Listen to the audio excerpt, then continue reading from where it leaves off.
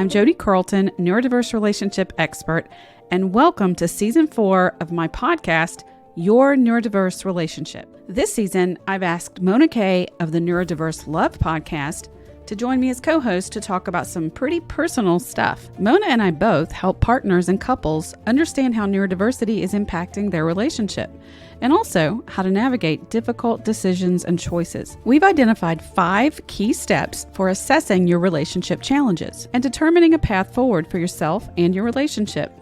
For some of you, this means working with your partner to gain insight and tools for communication and connection, and also figuring out strategies that work for you as a couple, even though they may be pretty non-traditional. But hey, if it works, it works. For others, it will mean recognizing if and when it's time to end your relationship. Mona and I have both been in marriages with neurodiverse partners that lasted over 2 decades.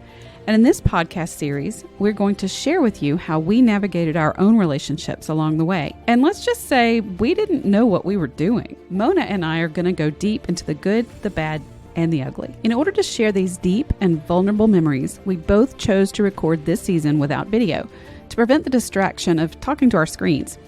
We know you will recognize yourselves and so much of what we have to share, and our hope is that you will feel less alone and that our journeys will help you in your own neurodiverse relationship. Welcome. What will we talk about today? All right, everybody, welcome to this next episode of Navigating Your Neurodiverse Relationship. I have my guest, Mona Kay of the Neurodiverse Love Podcast here with me. And if you've missed the first 2 episodes of this, I really encourage you to go back and listen. Mona and I are getting very personal with you on this podcast season about our own journey through navigating the choices that we ultimately made in our marriages, where we were married to men who were neurodivergent. And for both of us, a lot of that enlightenment has come after the fact. And so we can look back and see so many things that we couldn't see when we were in the middle of it. And so many of you are in the middle of it. And we're wanting to share with you what we see when we look back and the steps of the process that ultimately everybody goes through, and just break that down for you a bit. And in episode 1, we talked about triage, which is assessing the risk and figuring out what some of those most critical needs are and the things that are damaging you and your relationship the most.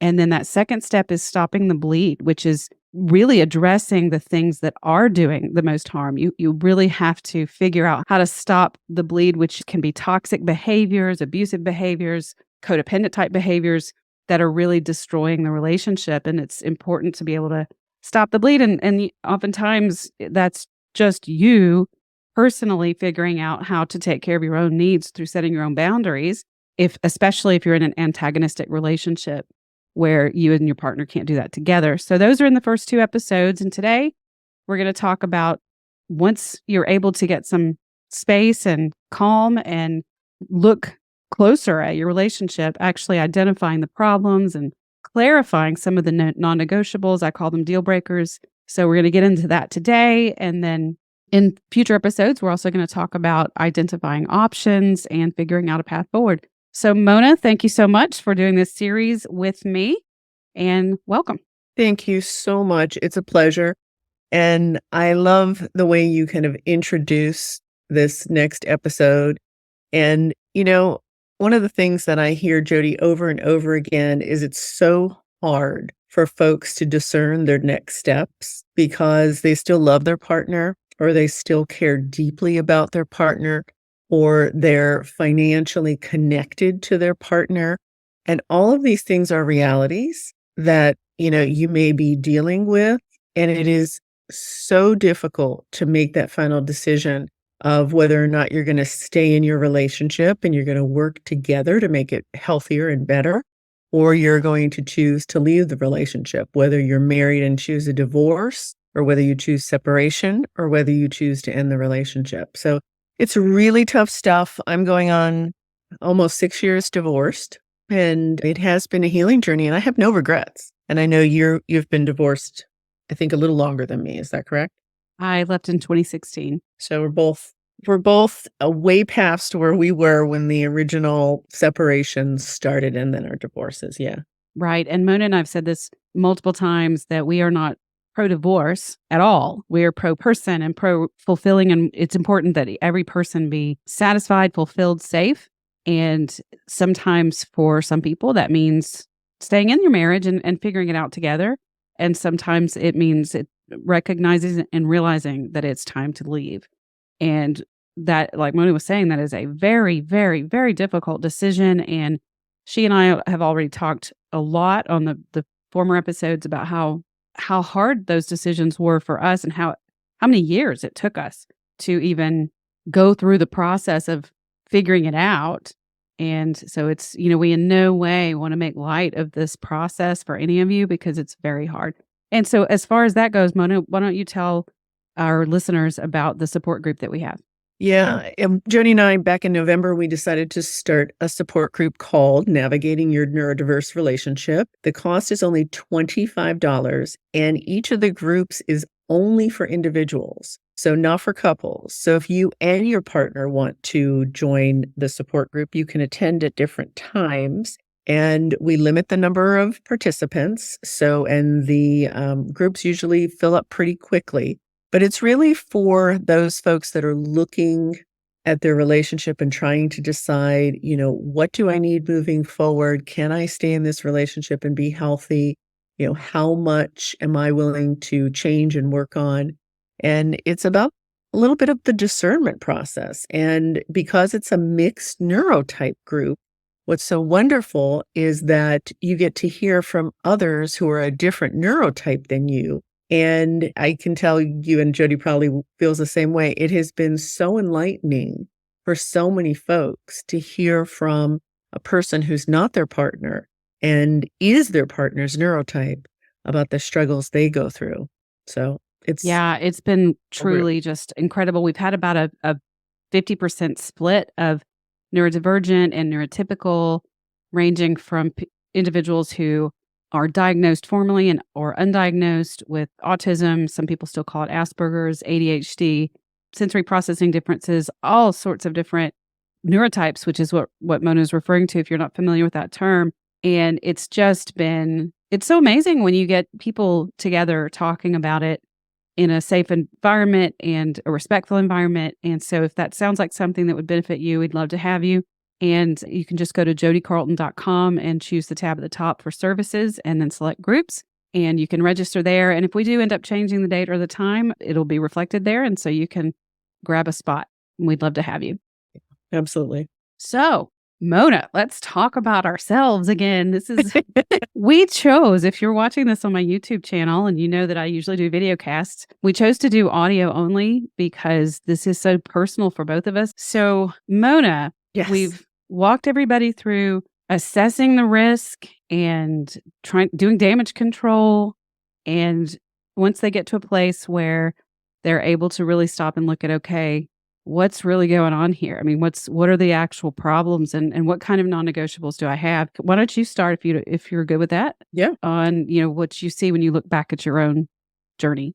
Yeah, absolutely. In identifying the problems, that's what I'm going to talk about, because I think when you're in the middle of it, Jodi, it's really, really hard to kind of stay focused on what are the things that you're dealing with that are challenges that may never change. I always kind of use the analogy that if you're with your partner, you're sitting on the beach, you're trying to explain to them the beautiful sunset you're watching and the colors and how amazing it is.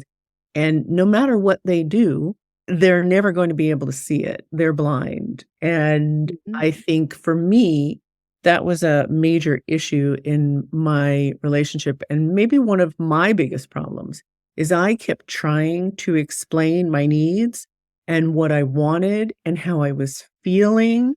And it wasn't coming through on the other end.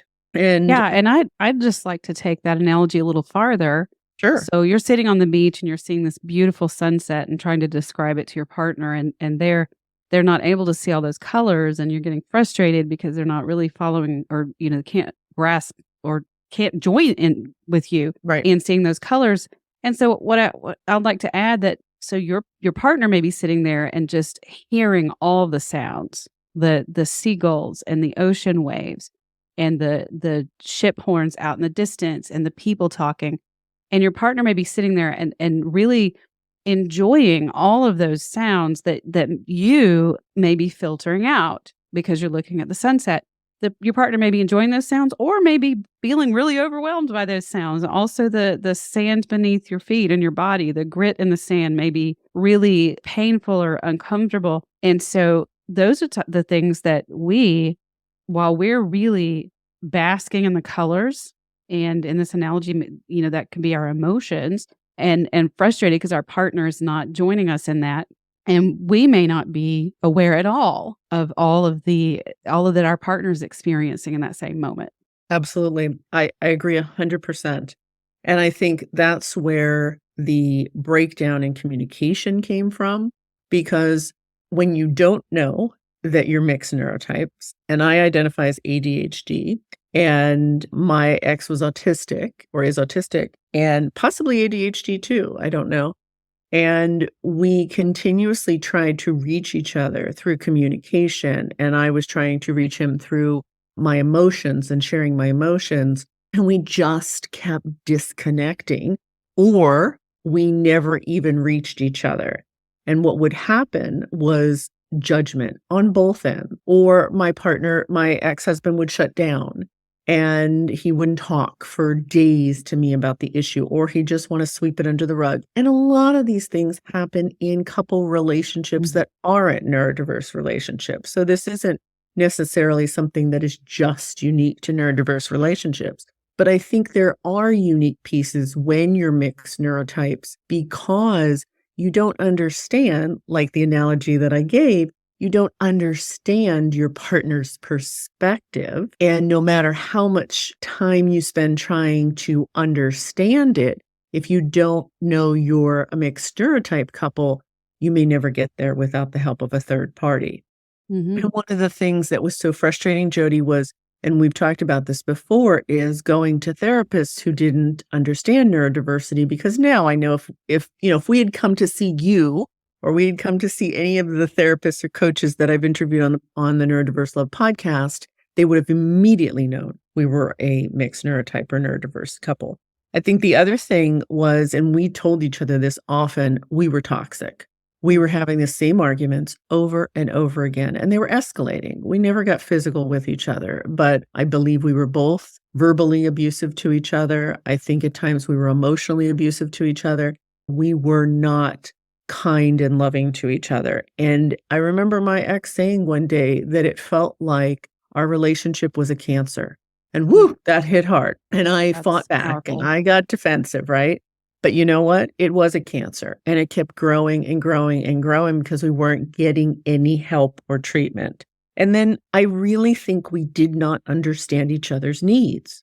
So we were constantly bashing up against each other. When my ex walked through the door, he didn't need me to talk about my day. He didn't want to process his day. He needed time alone to decompress. I didn't need that. I wanted the connection. And those kind of things kept happening when we would want to go on vacation. Oftentimes he did not want to be engaged all the time we were on vacation. In fact, he wanted to sleep in. Now I would get mad at him. We spent all this money and you're just sleeping in. So because we didn't understand what each other's needs were, we were constantly, especially after our daughter got a little bit older, we were bashing heads and causing each other so much unintentional pain and hurt, which became toxic. Yeah. Oh my gosh. And so much of what you just talked about is rooted in expectations and not realizing in the moment that you truly have these different expectations. And until you're in it, you're living it, and it's piling on to other difficulties that are in the relationship. You talked about vacations, and fortunately my ex-husband and I traveled pretty well together on our vacations. It was more the day-to-day life where the expectations were just so different about how to even run a household, how to discipline kids, or how to manage our finances. And we didn't even have that many differences in what we wanted financially, but how to go about to just execute those values. We were very different, and we didn't have a way to communicate about it. I think that's one of the core issues. I can just remember being so baffled at times when we would try to have conversations, and I just could not make sense of what he was trying to say. And he certainly couldn't make sense of what I was trying to say. And we both were very intelligent human beings with graduate degrees, and, and it was just so bizarre to me how we could have a conversation and still just be kind of, we would both be like, what are you saying? And it would just get so frustrating. So and I think most everybody listening is going to be familiar with the difficulty with communication. And Mona, I'd like for us to unpackage that even more and look at, when I look back and when you look back at what's rooted in those differences in communication. I mean, part of that is obviously different ways of processing thought and just way of thinking about things, from either, abstract thinking to concrete thinking. There's just a lot of different things, but even just the expectations of how you go about communicating. And I'm sure you've heard me talk about my analogy of the backpack and how we go through life with this virtual backpack, and it's got all the stuff in it, makes us who we are in any given moment. And that's, our genetics, our neurotype, our personality traits, all of our experiences, childhood experiences, but even experiences with each other.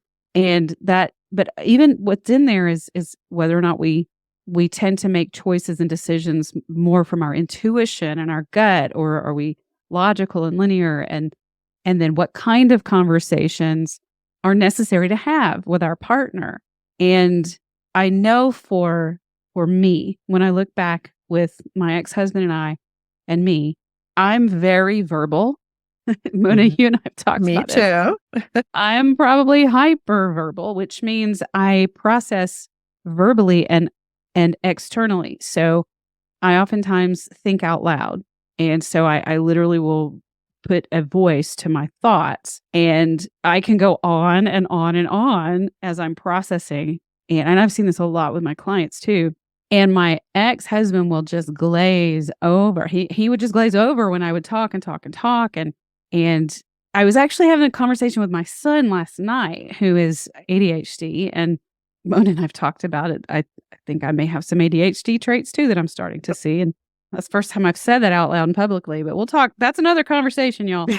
But anyway, I was talking to my son about it last night, and I was telling him that his dad, we were talking about being hyperverbal, and he's not. My son is not at all. And he's known in the family that if you send him a long text, he just quite literally will send a text back saying, I'm not reading that. So we know this. Now, my ex-husband quite literally said those same words to me, and I would not just be hyperverbal in spoken language, I would be hyperverbal in written language. Me too. I'd send him emails.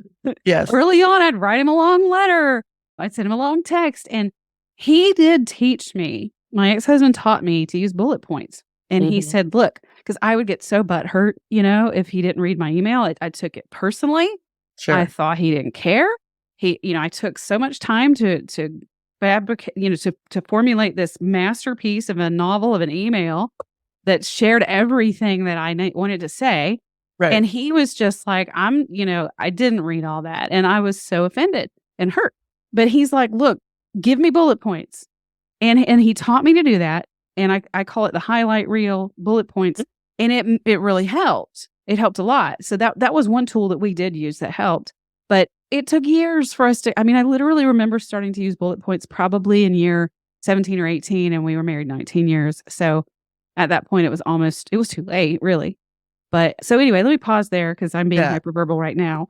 So and you reflect on that, Mona. Yeah, I think we're both very hyperverbal. That's why we have successful podcasts. So I did not learn about bullet points until after my divorce. And the first really, really successful exchange of information that we had was when I did the bullet points, and it was around my daughter's graduation, a party or dinner.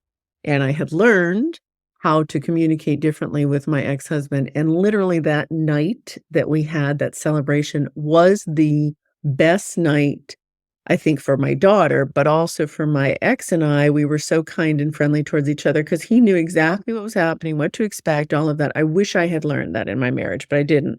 But some of the other problems, Jodi, that I now have identified, after the divorce were in a lot of ways we had different values. Mm. We didn't realize we had different values because you don't think about that. And, just simple things around I wanted to have meals together every night. It was something that we did in my family growing up, and it was very important to me. And not having it meant that, he didn't care. He didn't care about me. He didn't care about the relationship. And that wasn't true. It was a story that I told myself that was not true. And, transitions were very, very hard for him. And I did not know that. And I would get angry and I would get judgmental. And it seemed to me like, I would maybe think he was lazy or he didn't care, or he wasn't listening to me. It wasn't that at all. He needed time for transitioning from one thing to the next. And I could say probably I never gave him that time. And that's not okay, but I didn't understand that's something he needed. Also, processing speed. Oh my gosh, different processing speeds where I could make a decision in a few minutes. It might take him a month to make a decision about, even something small, because he had to do the research and he had to make sure that it was the right decision moving forward. He didn't always share with me what he was doing. So I thought he was maybe ignoring me or didn't want to make the decision, but that wasn't the truth. And so again, we would get into conflict. The other thing I didn't know, I maybe had read one of the Gottman's books, John and Julie Gottman. And now I know that, from their research, which wasn't with neurodiverse couples, well, they didn't know if they were neurodiverse couples, but reading all of their books now, they interviewed and they worked with a lot of neurodiverse couples. It was clear to me. But 69% of our problems are perpetual problems.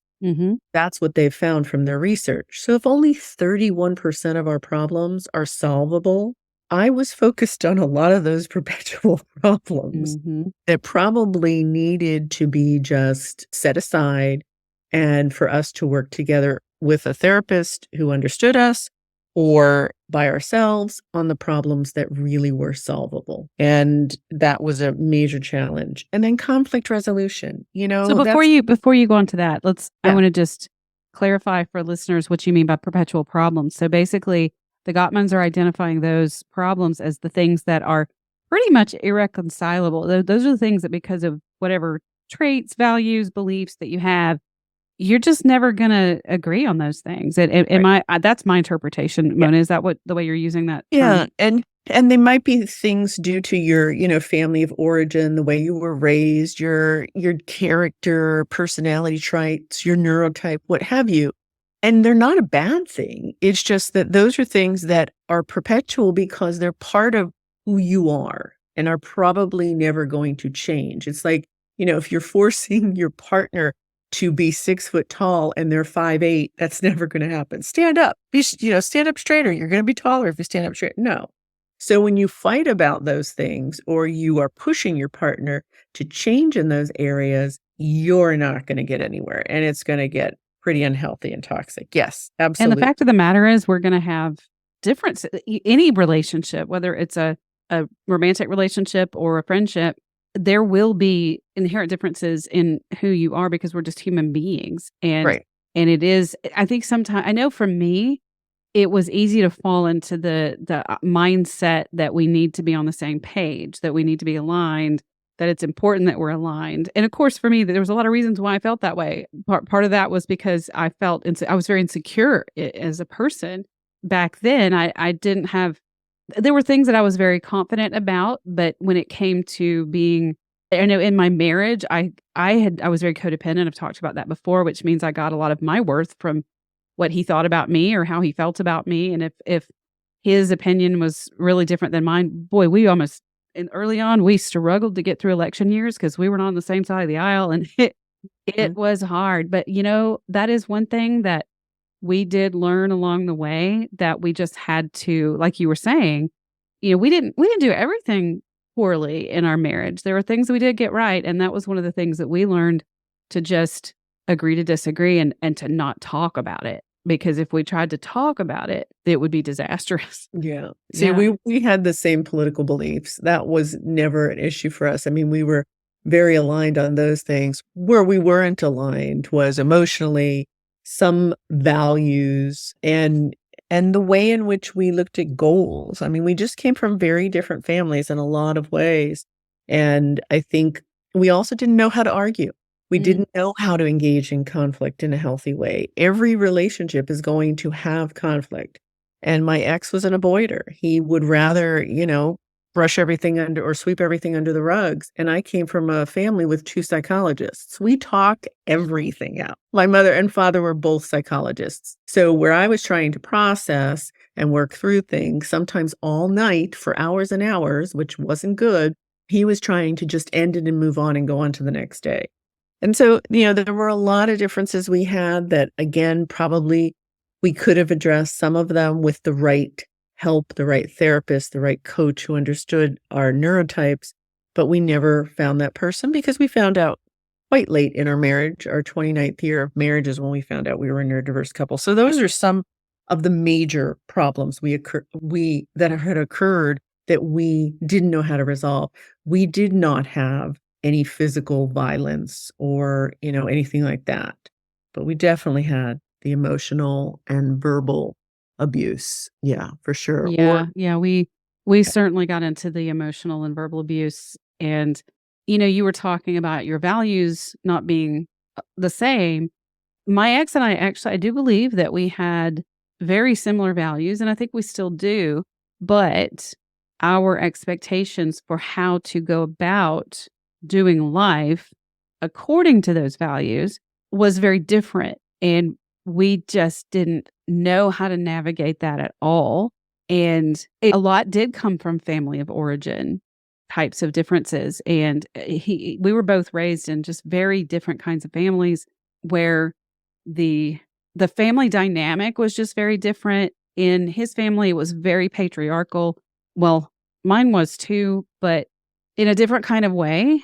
And like you were saying, my family, oh my gosh, we were all about the conflict. I came from the malignant narcissist who was constantly thriving on drama and chaos. And my dad was constantly bringing conflict to with my mom, with me, and my brother actually became very avoidant and hidden. He'd just go to he was the smart one. I got in the middle of everything. And my dad actually brought me into all of the conflict with my mom, and even my grandparents and my aunts and uncles. I mean, the family would all be at my grandparents' house, and the kids with the cousins, we'd be in a room playing a board game, and we could hear the parents duking it out, Oh, wow. verbally. It wasn't physical, but it was all about the conflict. And then, so I came from that, and then my ex-husband's family didn't do conflict at all. Like maybe more like you were describing about your ex-husband. They did. Now his dad's word was final, so it was still very patriarchal, but nobody argued. Nobody expressed any dissatisfaction with anything ever. Any decisions or choices that were made by the parents, even after my ex was the youngest of 3 children, and so he had siblings older and married and had kids before us. One did. And so when I came along, as I called myself one of the outlaws in his family, because if you weren't one of the actual children, you were an outlaw kind of. And I mean, everybody got along, well, because nobody did conflict. And so when I came along and was, not, I was like wanting to do things differently and encouraging that's part of the issue is my ex would agree with me on how we would, like, if it was I don't know, getting together for the holidays or just something like that. My ex and I would be on the same page. We would agree what we wanted. But if his family wanted something different and wanted us to do something different, then I wanted him to be the one to bring that up. And he did not want to bring that up to his family. Yeah, I had a similar dynamic. Yeah. Yeah. And so we would end up having disagreements because, I had no problem bringing it up, but then that would also increase his anxiety. Even if I wanted him to, But if he didn't want to, I was willing to. And then he would get distressed because that's not how his family did things. And he knew, it would just create a lot of discomfort and anxiety for him if I brought something up, because then I get the huge the stare down from the rest of the family because I brought something up. But those again, our values were very similar, but then how to go about it, executing and implementing them. And the same thing happened once we had kids. We both wanted kids. We wanted about the same number of kids. We wanted to have kids at the same time. I mean, we were just all completely in alignment. We had the similar values about how to raise them in terms of spoiling versus not spoiling, or just in conceptually, we agreed on things. But when it came time to implement how to go about that, we agreed on a lot, but there was also a lot we didn't agree upon about how to go about setting boundaries or consequences, or just having our children follow rules. And it just, we didn't, and then when we didn't have a way to communicate about it, it just created such a huge divide. And, I want to pause there for you. We pivot back to you, or hit the ball back to you. Yeah. I love how you described that you had similar values, but the way in which you implemented things was so different. And I think part of that was true in my marriage. And, and I said this in a past episode, we met at 21 and we married at 23. So, and I know you and your ex-husband married young too. Yeah, even younger than us. So I think I want to talk a little bit about one of the things that I now realize that were major problems that, again, the research from the Gottmans has shown are clear indications of an unhealthy relationship that probably a lot of the listeners are going to be able to identify with. And that's the 4 horsemen. And I'll tell you what the 4 horsemen are: criticism, defensiveness, contempt, and stonewalling. And every single one of them went on in my marriage over and over again. I mean, I was the person that criticized over and over and over again. And then I think we both got defensive repeatedly.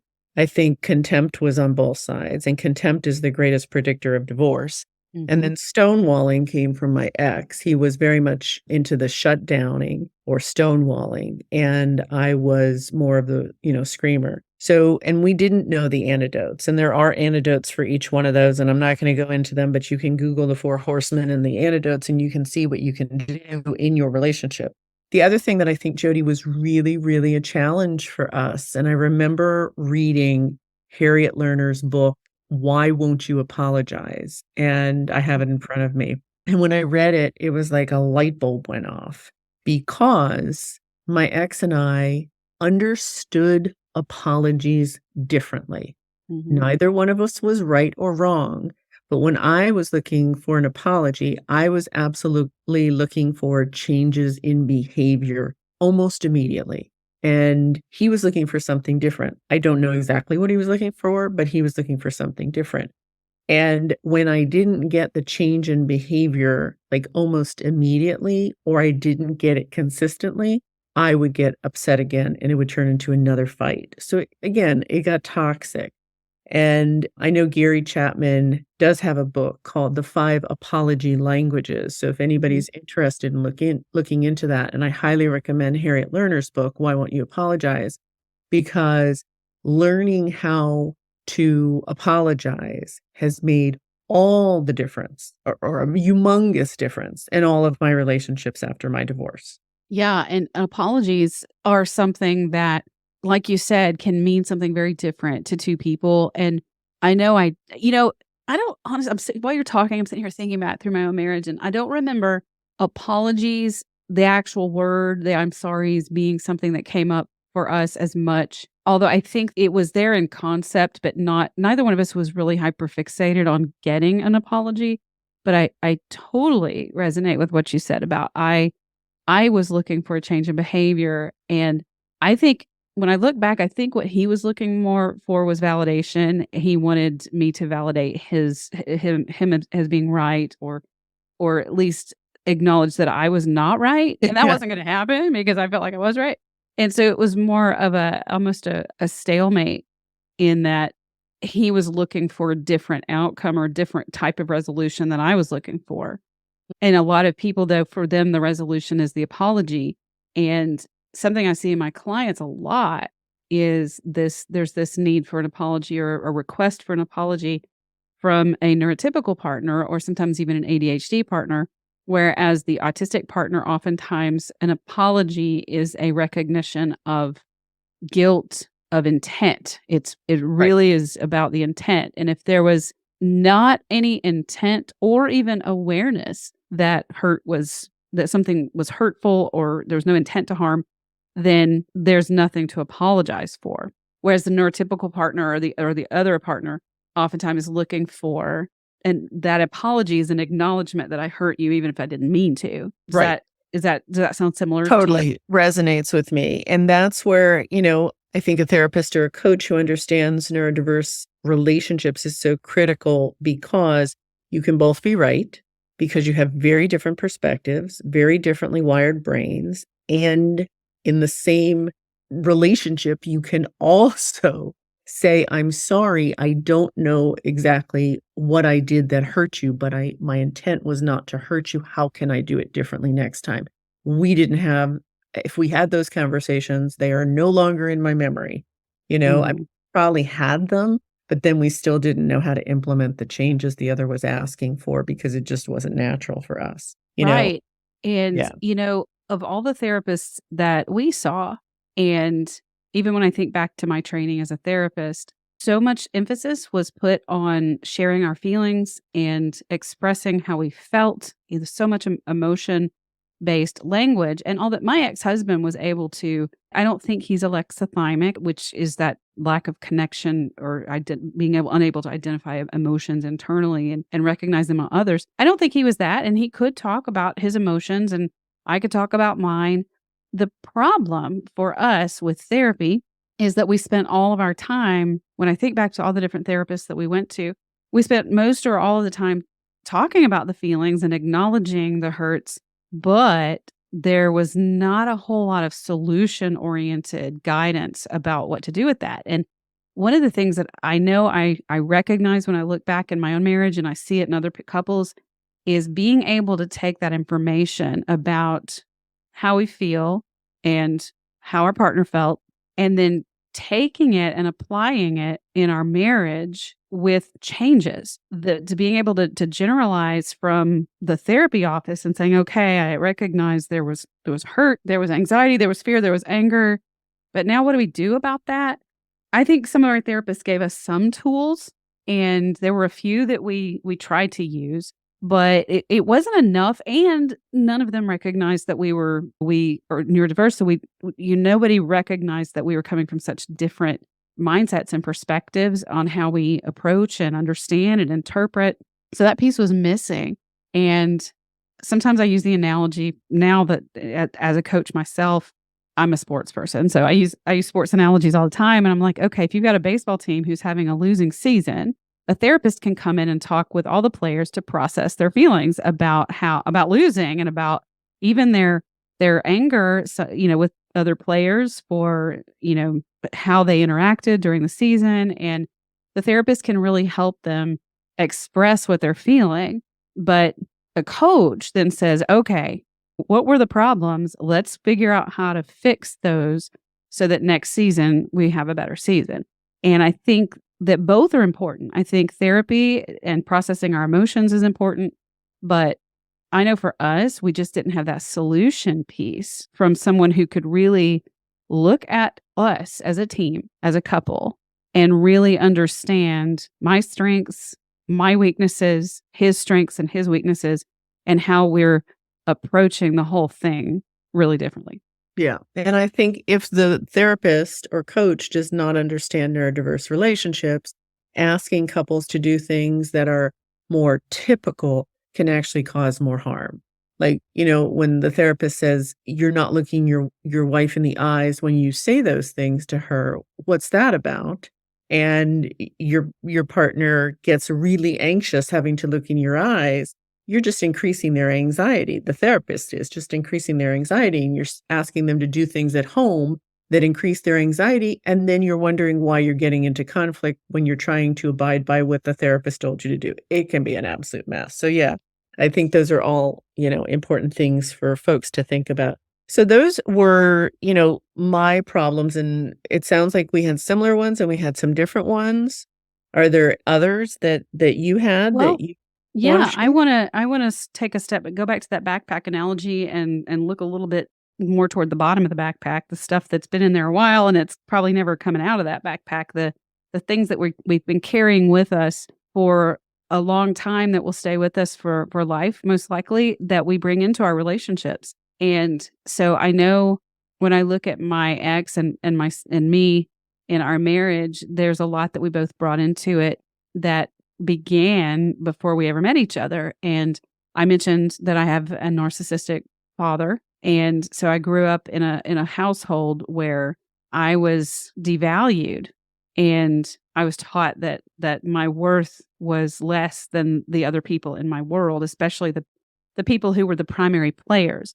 And my father made himself the primary player. And so my worth was less than his. And so I had this default mode when I went into a marriage that I didn't even understand, that I automatically deferred to my ex-husband. I automatically put him as almost a higher ranking need than myself, which means I really compromised myself and gave myself my own identity away. And really, I didn't even know how.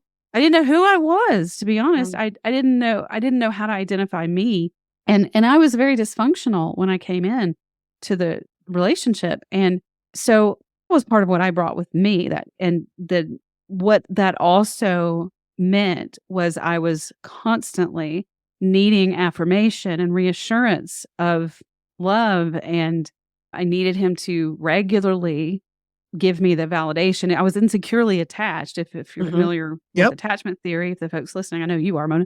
Yeah. So I was very insecure and just needing Mhm. constant reassurance and validation. And he what I understand now, had persistent drive for autonomy, the PDA, or some people call it pathological demand avoidance. So whenever I'm, really needing him to reassure me and validate me, he's like digging his heels in like a mule. Like, no, I'm not.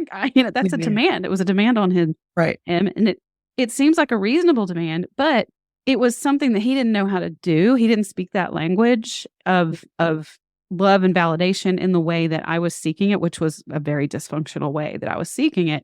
And he was very much an acts of service kind of guy. Well, and he was also, well, I say that, but let me back up a little bit. No, he wasn't really. He was when we dated, when we courted, when we dated, he had this script of service, just doing things for me, and also words and love letters. And then after we got married, the words left. He stopped communicating to me in that way, which made me more insecure. And he was bringing with him in his backpack a history of that patriarchal domineering parent, the father, and a mother who was also very needy Mhm. and needed her children to take care of her emotionally. And that placed a huge demand on my ex-husband. Even his choice of college degree and career was very much motivated by what his parents wanted for him, and he wasn't really given the right to want what he wanted for himself. And as a matter of fact, after we got married, I helped him break free, or not break free, but break away from a family business that he had just been expected to be in, and he was miserable because it wasn't his thing. And so I actually really supported him in, figuring out who he wanted to be. But at the same time, I am still placing this demand on him of making me feel okay emotionally. And I needed that reassurance, and it just absolutely made him, I mean, he lose his mind It was too much, whenever right? I would get upset because I didn't feel cared for, or I remember saying to him so many times, "I don't feel like a priority. I don't feel like you. How do I know you love me?" And he would lose his mind. And over time, it just became such a contemptuous. We both developed contempt Mhm. because we didn't understand what was going on there for either one of us. Yeah, and Jodi, I mean, we've healed. Looking back, we're not, crying or getting super emotional about it. We can share it to help others learn from our experiences. But, when I started kind of taking apart some of the things that I did that were not healthy in our marriage and some of the things my ex did that were not healthy in our marriage, I really had to look in the mirror and, like you said, kind of start unpacking my backpack.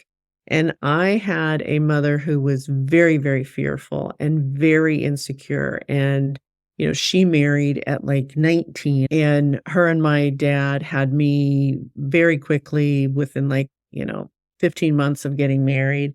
And she was afraid of everything. She almost lost her mother when she was a young child, and her mother was hospitalized for months. Her father almost died when she was like 19 or 20 of cancer. So she had a lot of abandonment issues. And so I grew up in and then my father, he had his own issues. We didn't know he was autistic.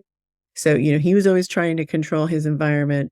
And I know my ex's family, there's lots of neurodivergence there. And his father, again, very controlling, and everything had to be his way. And his mother didn't drive.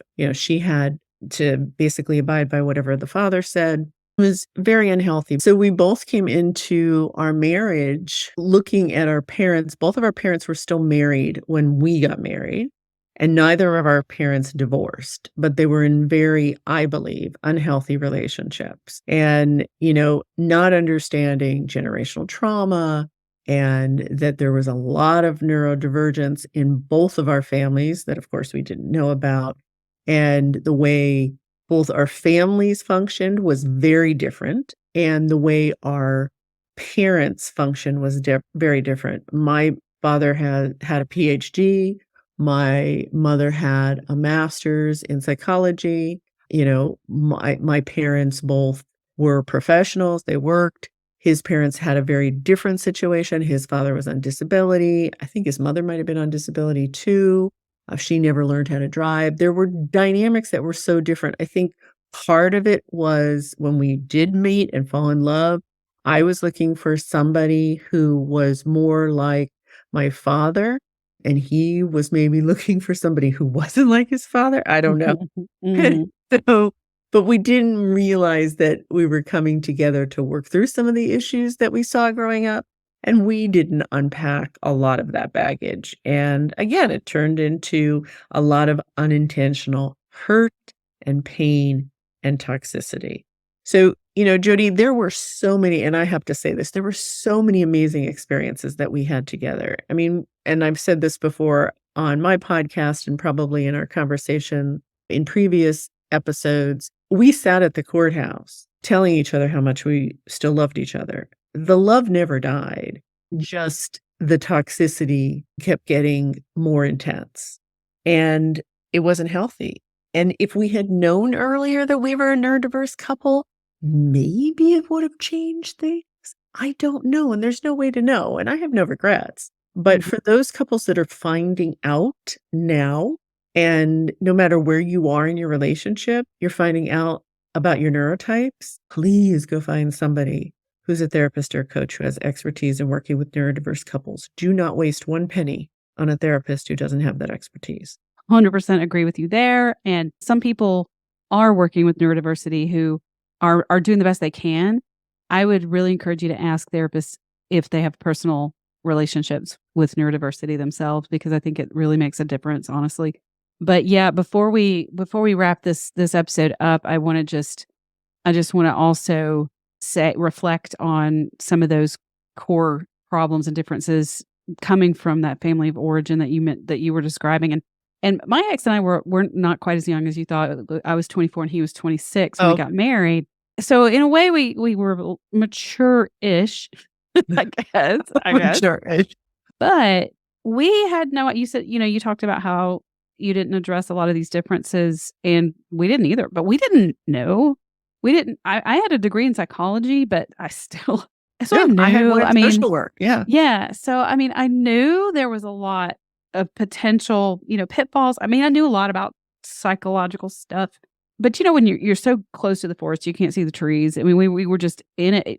We couldn't see so many things. And I think that I also want to say that my ex-husband and I had, the highs were high. We had the best times together. We were best friends, and I think honestly, that's one of the things that made it so incredibly hard for us to end the marriage is because we were such good friends and just had a fun time together. I mean, we really, really had fun and enjoyed life. And so there were some really positive things, but over time that divide the way I think, you talked about the love never died. I would say that it did for us because the way we ended up going about very dysfunctionally dealing with our differences became so toxic. It was that the contempt was just massive.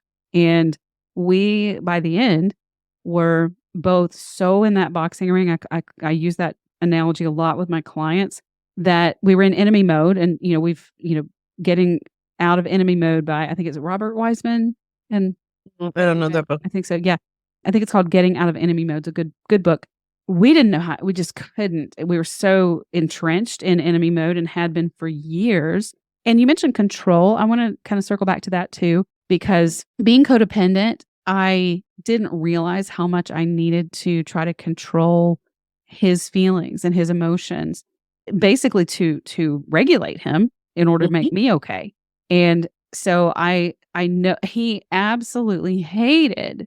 It was he accused me of being controlling all the time, and it baffled me. I did not think of myself as that a controlling person, and I was very baffled by that. And yet, it was a huge trigger for him because he had his emotions had been controlled by others in his family of origin, and he'd been required to feel and think the way others wanted him to.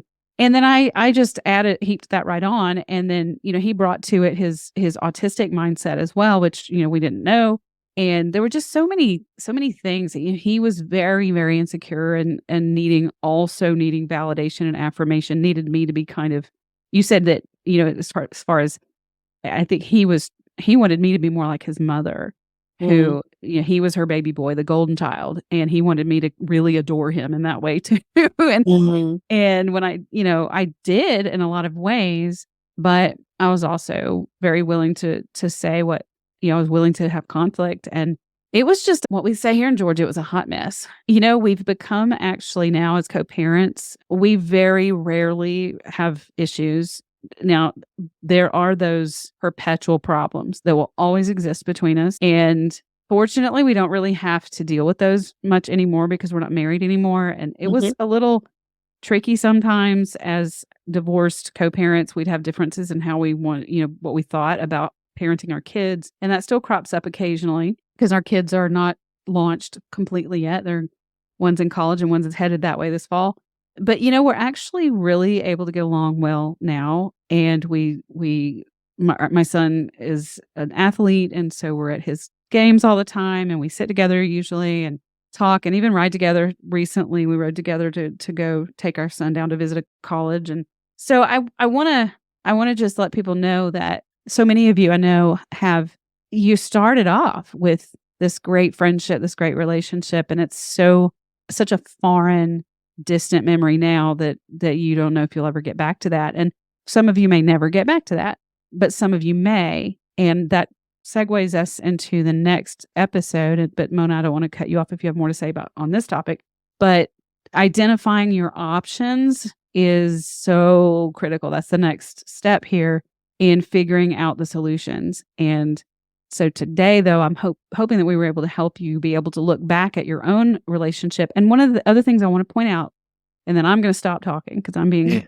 hyperverbal again, is as you've listened to us, I hope you're hearing that Mona and I are both very much seeing not just what our partner contributed to the downfall of our marriage by being autistic, but also very much what we also brought to it. And that it's, neurotypical partners say to me all the time, why should I be the one that has to accommodate his autism or her autism?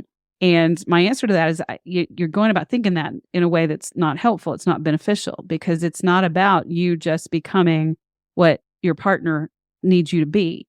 It's about understanding you both. It's about understanding yourself, understanding him, understanding you, and figuring out if there's a way to make that work or if you have deal breakers.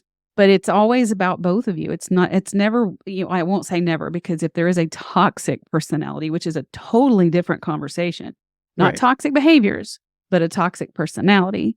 If there's not a toxic personality, then it's always about you both. And even when there is a toxic personality, we still bring our own stuff. So, okay, I'm stopping. No, absolutely.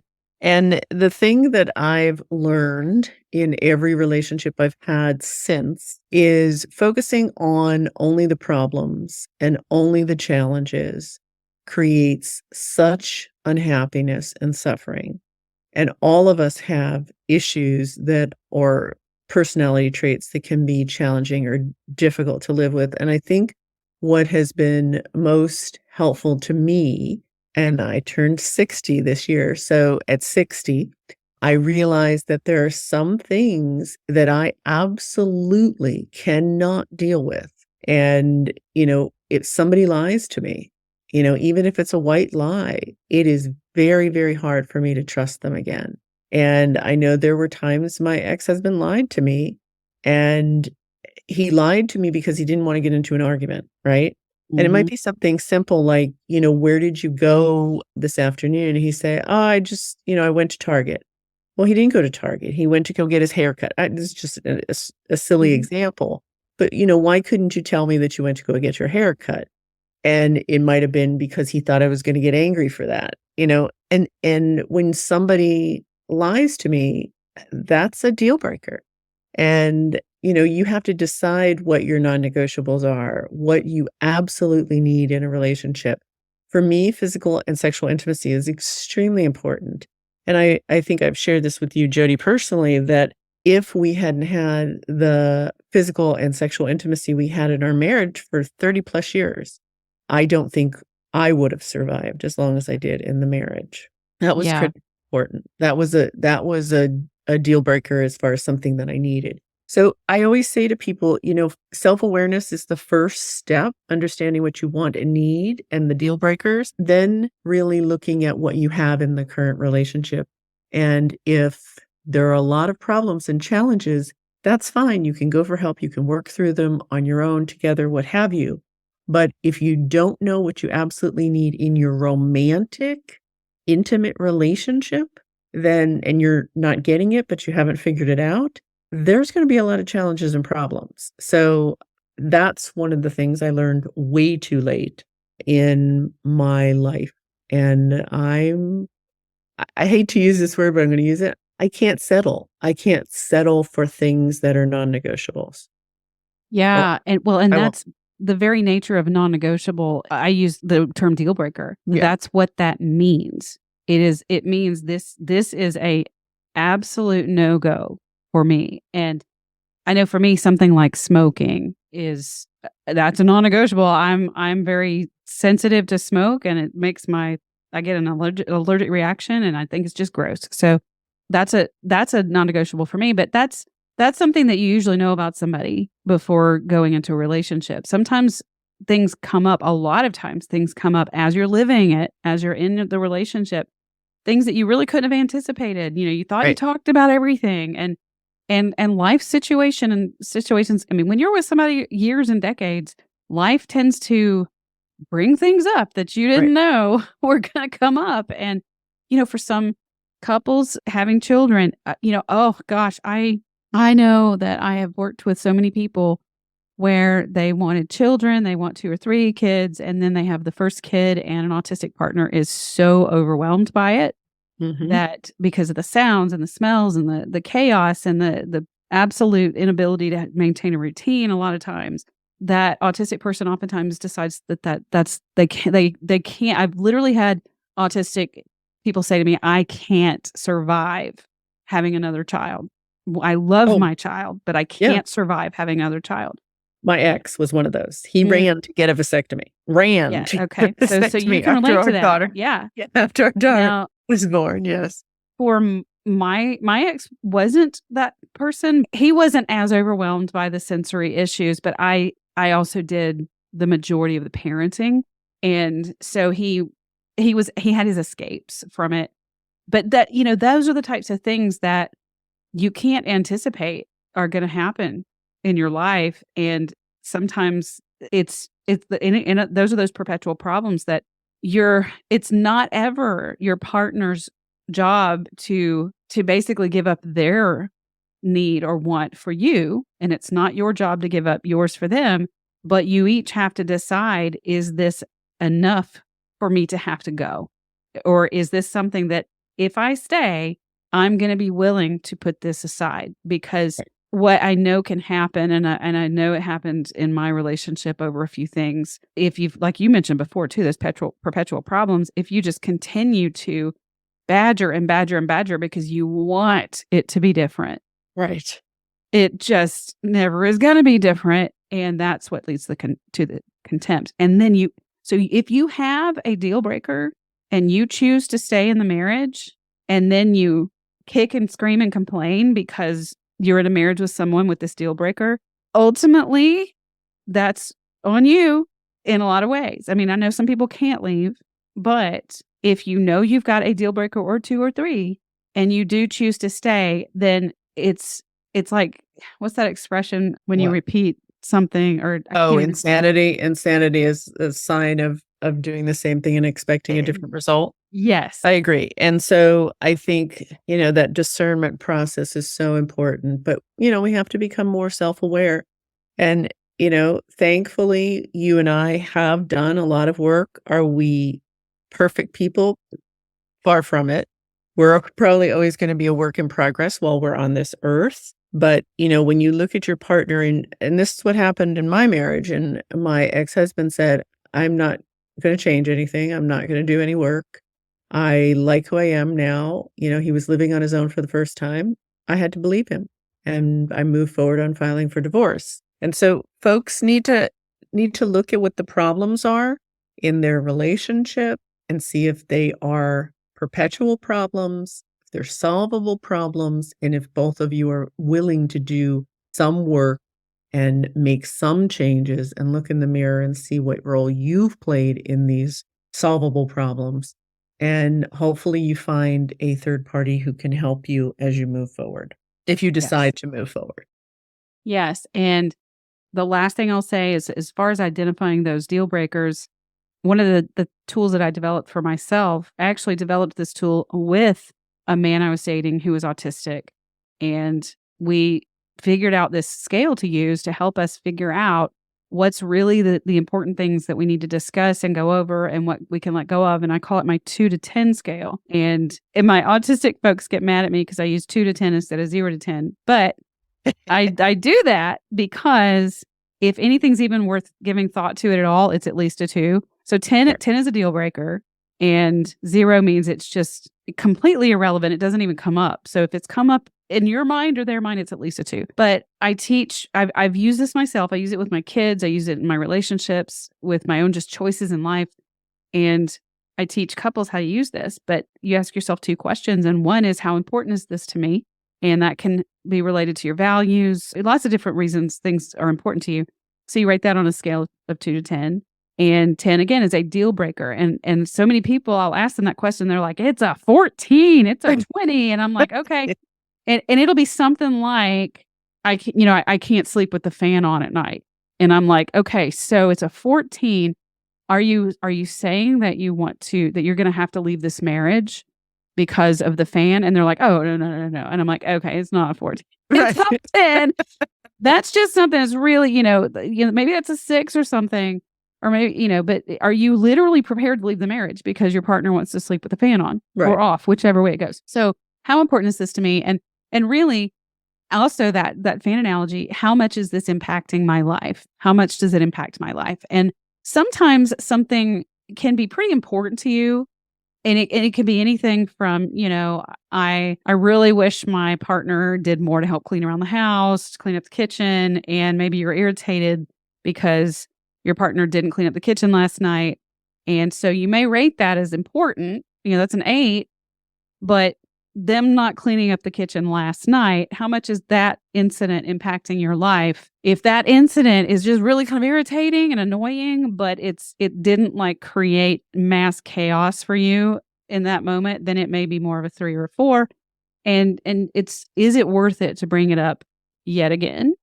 Yes. to that And what's the likely outcome if you bring it up again to your partner? So it's helpful in figuring out which things to pursue in terms of conflict, but also in figuring out what is an actual deal breaker that means I may need to leave this relationship. Yes, absolutely. Absolutely. And I think that's a great place for us to end, because when folks think about it through those lenses, it really is helpful. Yeah. So next, on the next episode, we're going to talk about looking at your options. So once you've assessed the risk, you've stopped the bleed, the worst of it, at least for yourself, even if the relationship's bleeding out, you've got to get yourself stabilized as much as possible.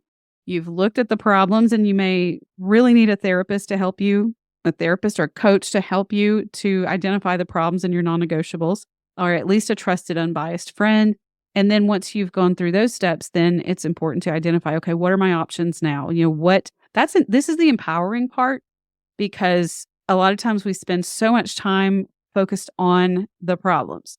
And it's like Mona was saying, if you just focusing on the problems is depleting, and you're just going to literally keep bleeding out even more if you just focus on the problem. So looking at what are my options, and I find that people oftentimes, I know for me, I struggled to see what the options are. I struggled to see what I could do, what we could do, how we could shift things. I mean, I was trying to implement some solutions that were definitely not helping. Me too. Sometimes it's hard to think out of the box and you recognize what the options actually are. So yeah, we're going to talk about that next, and then also figuring out a path forward. Anything else you want to add, Mona? I'm looking forward to our next conversation.